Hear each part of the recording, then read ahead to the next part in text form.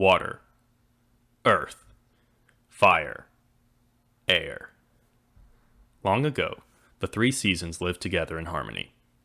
Then, everything changed when the license games attacked. Only the YouTubers, masters of all things gaming, could stop them, but when the world needed them most, they vanished. Several years passed and the internet discovered a new YouTuber, a channel called Idej Gaming, and although his gaming skills are great, he has a lot to learn before he's ready to save anyone. But I believe Idej Gaming can save the world. It's time to continue Avatar: The Last Airbender month here on Idej Gaming by looking at the second licensed game based on the show, Avatar: The Last Airbender: The Burning Earth. Released in 2007 for Xbox 360, PlayStation 2, Nintendo DS, Nintendo Wii, and Game Boy Advance, this game follows the events of the first half of Season 2 of the show. I must say, I am glad they didn't try and cram the entire season of the show into one 4-hour game. I mean, the only thing dumber than that would be trying to cram an entire season of the show into a 90-minute live-action film.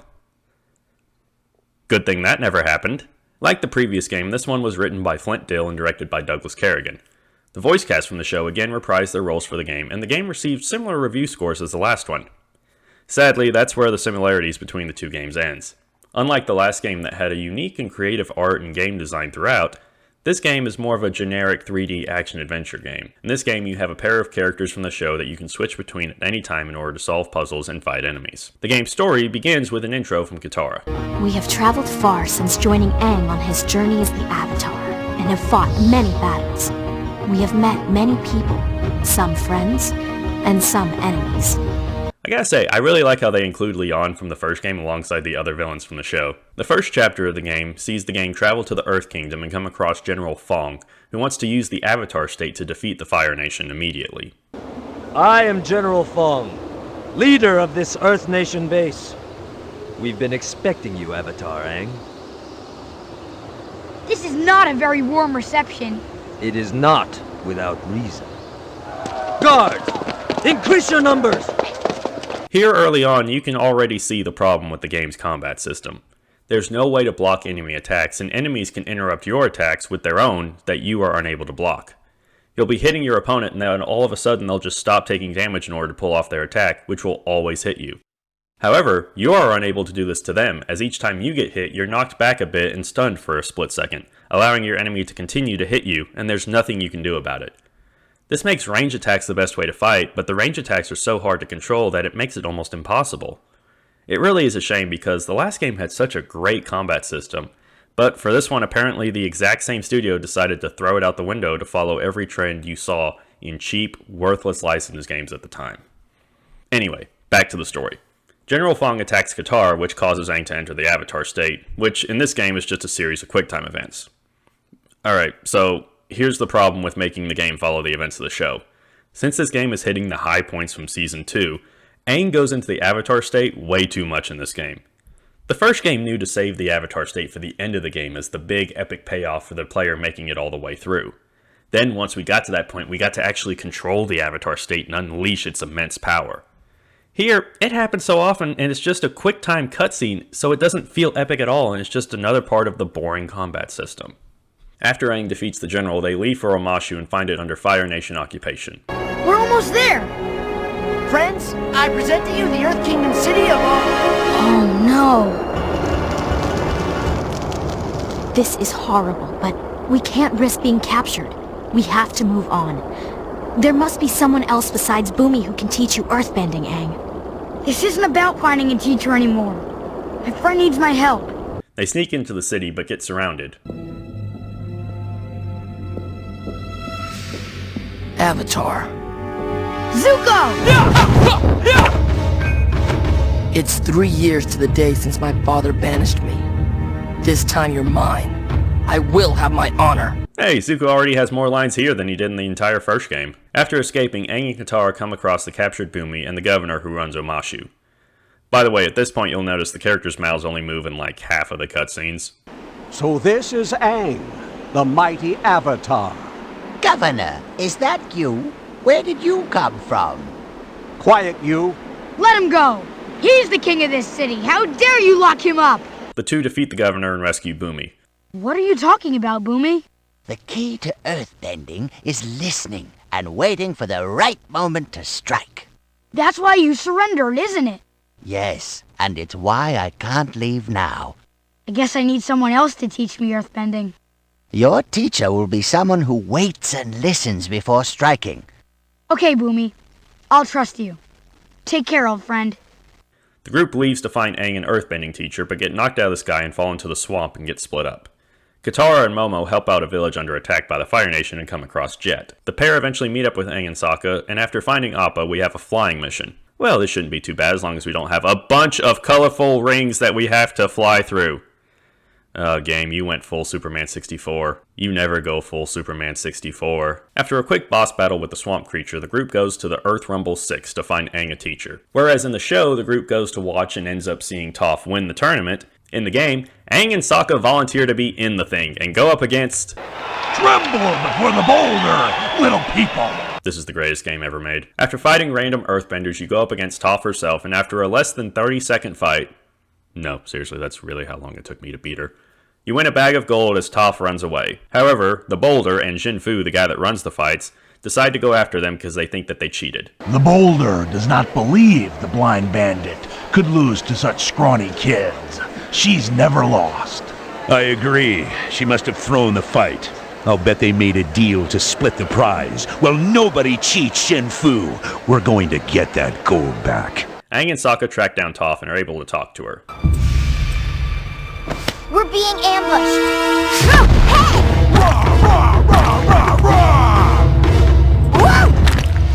You kids owe me. If you want to see your friend again, I suggest you return to the arena with my money before nightfall. Alright, it's already past nightfall. The sky's pitch black behind him. What follows is another buggy and annoying boss fight with Toph and Sokka fighting Jin Fu. After freeing Aang, Toph agrees to go with the group to teach Aang earthbending. They travel out to the desert, and after learning some earthbending and having a sparring session, the group meets Professor Zay, who tells them about a library that may house some Fire Nation plans.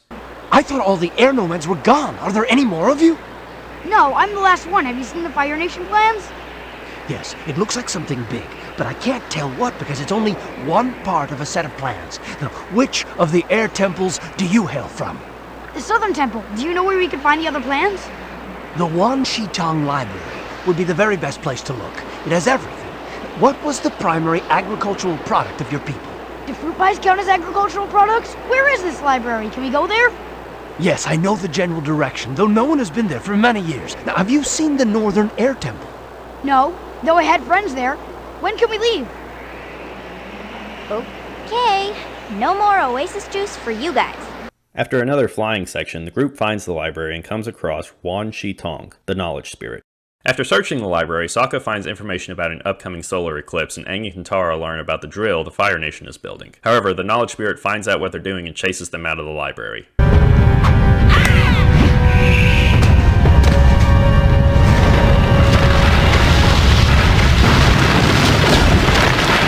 Professor Zay didn't want to be saved.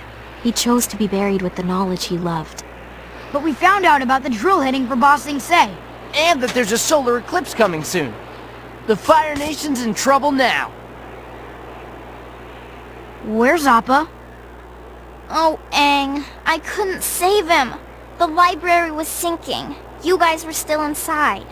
Sandbender snuck up on me and took him.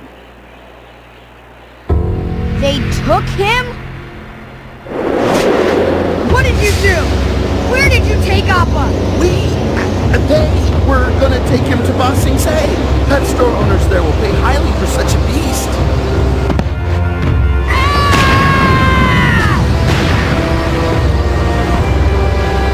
I think we better get to Ba Sing Se.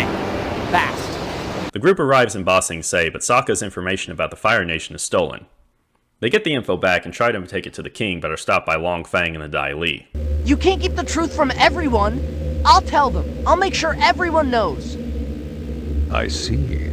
Perhaps a short vacation will convince you to be more compliant. Agents, escort our friends to Lake Laogai. Meanwhile, Katara runs across Jet, who offers to help look for Appa. They eventually find the man who sold Appa, and Aang gets him to tell him where Appa is. What's going on? Why are you fighting the Dai Li? Ask him. He sold Appa to them. You sold Appa?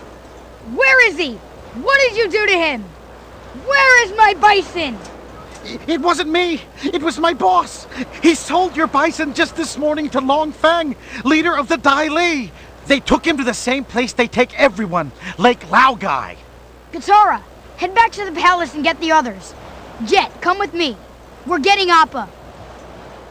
Meanwhile, we see Zuko and Iroh in front of their tea shop. The Avatar's girlfriend. I thought they were just friends. Love always blossoms in spring, like the lotus. Zuko! Wait!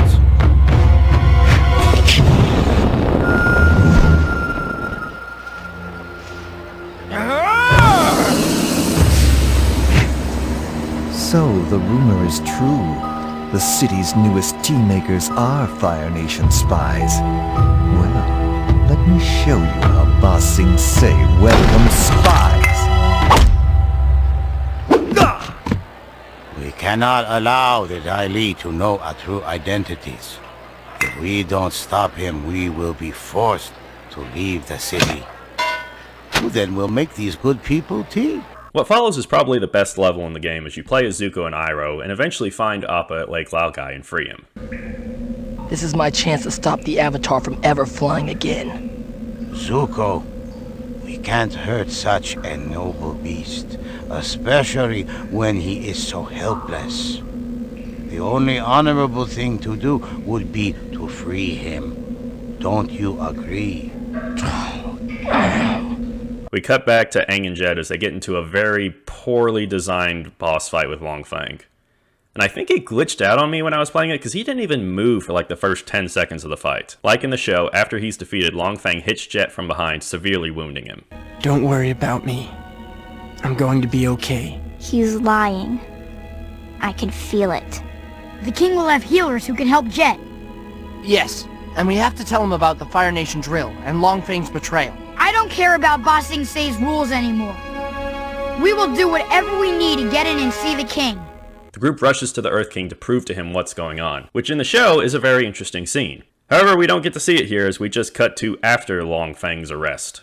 The next level takes place inside the Fire Nation drill as the group tries to stop it. Sokka and Momo go to redirect the slurry valves while Aang and Katara cut through the braces holding the pipes in place. Finally, Toph blocks the outlets of the pipes, setting the drill up to be destroyed.